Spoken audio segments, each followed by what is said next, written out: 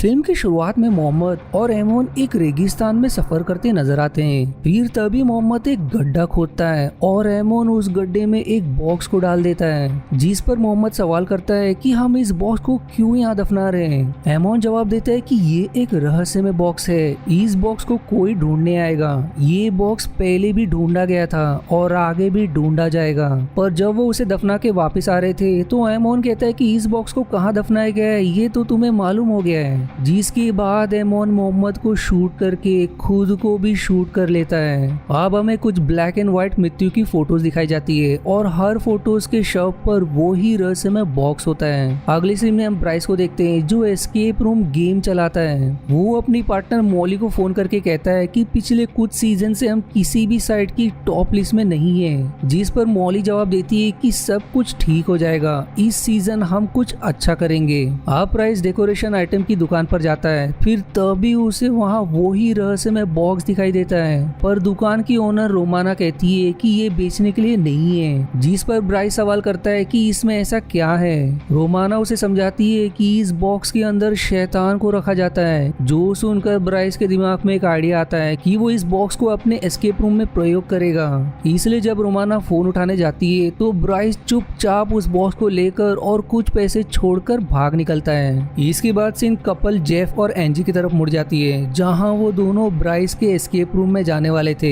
फिर तभी जेफ को उसके दोस्त बेन का फोन आता है, जो सवाल करता है कि तुम कब निकलोगे, जिस पर जेफ कहता है कि बस थोड़ी ही देर में। बेन भी अपनी गर्लफ्रेंड जेस के साथ एस्केप रूम में जाने वाला था। इसके बाद सभी ब्राइस के ऑफिस पहुंचते हैं, जहां ब्राइस उन सभी का स्वागत करता है। दूसरी तरफ मॉली इस गेम की किलर आरजे से कहती है कि सभी आ गए हैं, तुम रूम के अंदर छिप जाओ। अब ब्राइस सभी को रूल समझाता है कि तुम्हें क्लू ढूंढना है जिससे तुम दरवाजा खोल सकोगे, जहां से एस्केप करने के लिए सिर्फ तुम्हारे पास 55 मिनट होंगे और कमरा पूरी तरह से पजल से भरा होगा। तुम्हें उन पजल्स को सॉल्व करके बाहर निकलना है और चाहे तुम कमरे में जितना चिल्लाओगे बाहर आवाज नहीं आएगी। वो ये भी बताता है कि उस कमरे में फोन नहीं है और वहाँ नेटवर्क भी नहीं आता। ब्राइस अब उनके मुंह पर कपड़ा डाल देता है और वहाँ से चुपचाप चला जाता है। आप सभी के एस्केप रूम में प्रवेश करते ही वो रूम अपने आप लॉक हो जाता है, पर वहीं दूसरी तरफ ब्राइस अपने कैमरा से उन पर नजर रखा था। शुरुआत में उन सभी को वहाँ एक टेप रिकॉर्डर मिलता है, जिसे प्ले करने पर एक आदमी डॉयल कहता है कि जब तुम इसे सुन रहे होंगे तब तक मैं मर चुका हूँगा और मेरा बेटा जोनाथन वो इंसान नहीं बल्कि एक शैतान है। उसने अपनी माँ के साथ और बाकी कई लोगों की हत्या कर चुका है और मैंने उसे इसी कमरे में बंद करने की कोशिश की है। ये कमरा उसका ही था जहाँ वो हत्या करता था। कुछ भी हो जाए तुम उसे यहाँ से आजाद होने मत देना और जितना जल्दी हो सके इस कमरे से बाहर चले जाना। पर सिंस वो एक गेम खेल रहे हैं इसलिए उन्हें ये सब मजाक लग रहा था। वो सभी अब वहाँ क्लू ढूंढने लगते हैं कि तभी उन्हें जोनाथन दिखाई देता है, जो वहीं कोने में चैन से बंधा था। पर अभी ये सब एक खेल समझकर उसे देखकर हंसने लगते हैं। जिसके बाद जेफ को वहाँ वही रहस्यमय बॉक्स दिखाई देता है और अनजाने में जेफ उसे खोल भी देता है, पर उस बॉक्स में कुछ होता नहीं। जिसके बाद जब जेफ वहाँ से चला जाता है तो उस बॉक्स में एक काला साया निकलकर जोनाथन के अंदर समा जाता है, जिस पर किसी का भी ध्यान नहीं जाता।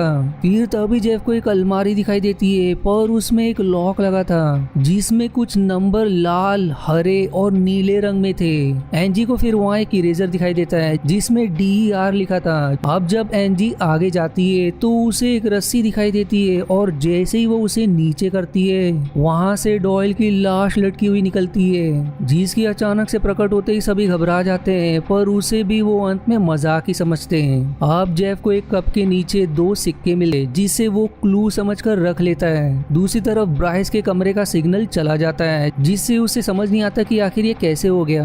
वहीं उस कमरे में जोनाथन अपनी जगह से और आगे आ चुका था, जिस पर जैक को अब शक होने लगता है। पर सभी समझते कि शायद हर 5 मिनट में जोनाथन की चेन थोड़ा और खुल जाती है, जिससे वो धीरे धीरे आगे बढ़ सके। जेफ को अब बुक शेल्फ में 5 लाल, 3 हरे और 4 नीले रंग की बुक्स दिखाई देती हैं, जिससे वो समझ जाता है कि वो लॉक अलमारी में लगा है, जो 5, 3 और 4 नंबर के कॉम्बिनेशन से खुलेगा, जिसका प्रयोग करने में ऐसा ही होता है। वो नंबर डालने से अलमारी का एक साइड खुल जाता है और उसमें से उन्हें एक चाबी मिलती है, जो चाबी वही रखी एक सूटकेस की थी, जिससे वो सूटकेस भी खोलने में सफल हो जाते हैं। जिसमें से उन्हें एक कैंची मिलती मिलती है और वहीं अब सिर्फ 37 मिनट्स बाकी रहते हैं। जेफ कैंची को लेकर जोनाथन के पास जाता है जहां उसे एक कार्डबोर्ड बॉक्स मिलता है। जेफ उसे काट देता है और उसमें से उसे एक ड्रॉवर का हैंडल मिलता है जो जेफ बेन को दे देता है। पर तभी जोनाथन कैंची उठाकर जेफ के अंदर घुसेड़ देता है और उस पर लगातार कत्लेआम हमला करता है जिससे जेफ वहीं मरकर ढेर हो जाता है।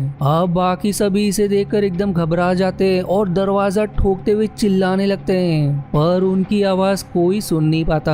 अगले सीन में हमें ब्राइस को दिखाया जाता है जो टेरेस पर खड़ा था कि तभी वहाँ मॉली आती है जो उसे यहाँ खड़े होने का कारण पूछती है, जिस पर ब्राइस कहता है कि उसने कैमरा का सिग्नल खो दिया है, इसलिए मॉली उसे गेम रोकने का सलाह देती है। पर ब्राइस ऐसा नहीं कर सकता क्योंकि यदि वो ऐसा करेगा तो उनका गेम खराब हो जाएगा जिसके कारण वो लोग इसके एस्केप रूम को बेकार रिव्यू देंगे। वहीं उस कमरे में सभी एकदम घबराए हुए होते हैं। बेन जेस को पर्स से उसका फोन निकालकर पुलिस को कॉल करने की कोशिश करता है पर जाहिर तौर पर उन्हें सिग्नल नहीं मिलता। अब जैसे जैसे टाइम खत्म हो रहा था जोनाथन और भी आजाद हो रहा था। बेन सभी को समझाता है कि हमें गेम पूरा करना होगा वरना ये हमारी भी जान ले लेगा। अब बेन की नजर एक ड्रॉअर पर पड़ती है जिसका हैंडल गायब था। तभी बेन जेफ का दिया हैंडल ड्रॉअर पर फिट करता है जिससे वो ड्रॉअर खुल जाता है। उस ड्रॉअर में से उसे छोटा बॉक्स मिलता है जिसमें उन्हें 4 सिक्के डालने थे जिसके बाद उन्हें एक चाबी मिलेगी। उनके पास 2 सिक्के रहते हैं जिन्हें जेफ ने ढूंढा था पर अब भी बाकी 2 सिक्के ढूंढने होंगे।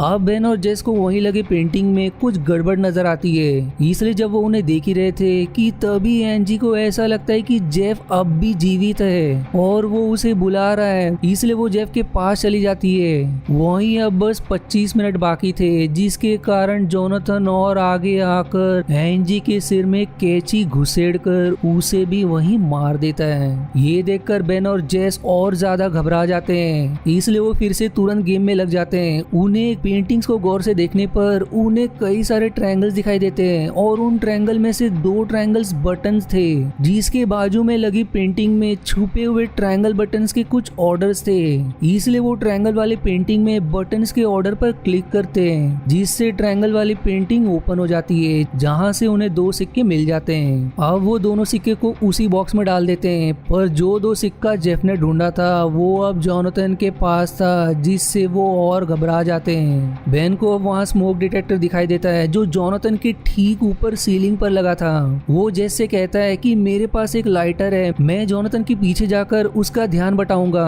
तब तक तुम लाइटर को स्मोक डिटेक्टर के पास जलाना। जो बेन ऐसा ही करता है और जोनाथन के पीछे जाकर उसकी चेन पकड़ लेता है। दूसरी तरफ जेस लाइटर को स्मोक डिटेक्टर के पास जलाती है पर उससे कुछ नहीं होता। अब वो दोनों कैसे तो बचकर फिर से जोनाथन से दूर आ जाते हैं। वहीं अब उन पर और भी बड़ी मुसीबत, अब सिर्फ 19 मिनट बाकी थे। दूसरी तरफ मॉली ब्राइस को समझाती कि अगर उन्हें उस कमरे में कुछ हो गया तो हम बुरे फंसेंगे, तुम्हें इस गेम को कैसे भी करके रोकना होगा। पर ब्राइस अब भी तैयार नहीं होता। वो अब सिग्नल जाने से पहले की वीडियो देखता है कि सिग्नल कैसे गया, जिससे उसे समझ आता है कि वो वीडियो तब बंद हुई थी जब जेफ ने उस रहस्यमय बॉक्स को खोला था, जिसके बाद आरजे अजीब तरह से कैमरा को देख रहा था और उसने कैमरा का वायर निकाल दिया जिसके कारण ही सिग्नल चला गया। फिर से वीडियो को देखने पर ब्रेस को समझ आता है कि ये सब उस बॉक्स के खुलने के बाद शुरू हुआ।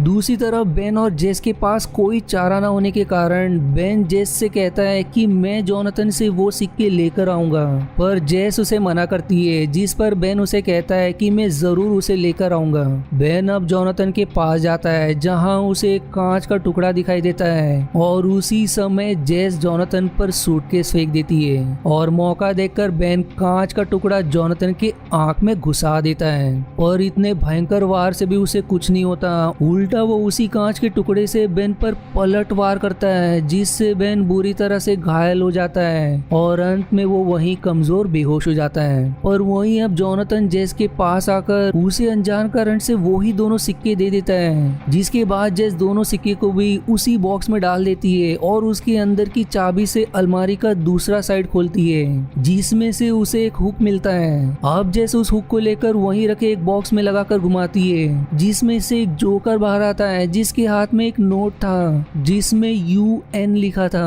और उनकी मुसीबतें और कम नहीं होती क्योंकि अब 10 ही मिनट बचे थे। वहीं अब ब्राइस एस्केप रूम का दरवाजा खोलकर अंदर प्रवेश कर जाता है पर जोनाथन उसे बाहर ढकेलकर फिर से दरवाजा दरवाजा बंद कर देता है और ब्राइस की चाबी अंदर ही गिर जाती है। ब्राइस अब मॉली को तुरंत पुलिस को कॉल करने को कहता है। वहीं एस्केप रूम में जोनाथन ब्राइस की चाबी को लेकर कमरे के कोने में फेंक देता है। जो देखते ही देखते अब सिर्फ 5 ही मिनट बचे थे, जिसके कारण जोनाथन और नजदीक आ गया था।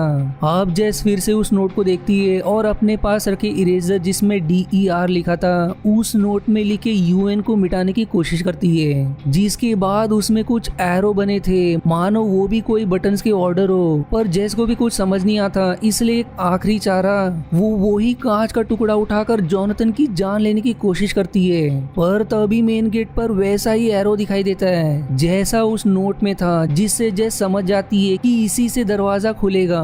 जेस अब वहां से जाने ही वाली होती है कि तभी जोनाथन उसे भी विजन दिखाता है जिसमें सभी जेस से मदद मांग रहे थे। पर चालाक जेस इस पर भरोसा नहीं करती और वहीं अब बस 16 सेकंड बचे हुए थे। जेस अब उस कांच के टुकड़े से जोनाथन पर कातिलाना हमला करती है और समय रहते मेन गेट को उसी एरो के ऑर्डर से प्रेस करती है, जिससे वो गेट खुल जाता है और जेस समय रहते उस कमरे से बाहर आ जाती है। और वहीं अजीब कारण से अंत में जोनाथन जेस के लिए ताली बजाता है और जेस वहां से भाग जाती है। तब तक वहां पुलिस भी आ चुकी थी, जो सभी एस्केप रूम में प्रवेश करते हैं, जहां जोनाथन पुलिस पर भी हमला करने ही वाला था। पर पुलिस उसे एन मौके पर शूट कर देते हैं और उसके मरते ही वो काला साया उसके अंदर से निकल जाता है। अगले सीन में जेस एम्बुलेंस के पास खड़ी होती है जो बेन को हॉस्पिटल ले जा रहे थे और ब्राइस भी वहीं खड़ा था, जो जेस को देखकर अजीब सी स्माइल दे रहा था, मानो कि वो काला साया अब ब्राइस के अंदर समा गया है। और ब्राइस अजीब हरकत करते हुए दूर चला जाता है। मूवी के आखिरी सीन में मॉली उसी रहस्यमय बॉक्स को रोमाना को लौटा देती है और उसे बताती है कि मैं ब्राइस के साथ काम करती थी, पर वो अचानक से कहीं चला गया। जिस पर रोमाना कहती है कि मैंने उसे समझाने की कोशिश की थी कि ये खतरनाक है, पर उसे इस चीज पर भरोसा नहीं हुआ। उसने इसे खिलौना समझकर अपने साथ ले गया। रोमाना मॉली से कहती है कि क्या तुमने इस बॉक्स को खुलते हुए देखा था, जिस पर मॉली हाँ में जवाब देती है। जिसके बाद रोमाना कहती है कि वो शैतान अब तुम्हारे लिए भी आएगा। और अब मॉली के घबराते हुए ही ये मूवी यहीं समाप्त हो जाती है। आशा है आपको मेरी एक्सप्लेनेशन पसंद आई। यदि हाँ तो प्लीज वीडियो को लाइक करना और चैनल को सब्सक्राइब करके सपोर्ट करना ना भूलें। मिलते हैं अगले एक्सप्लेनेशन वीडियो में, तब तक के लिए धन्यवाद दोस्तों।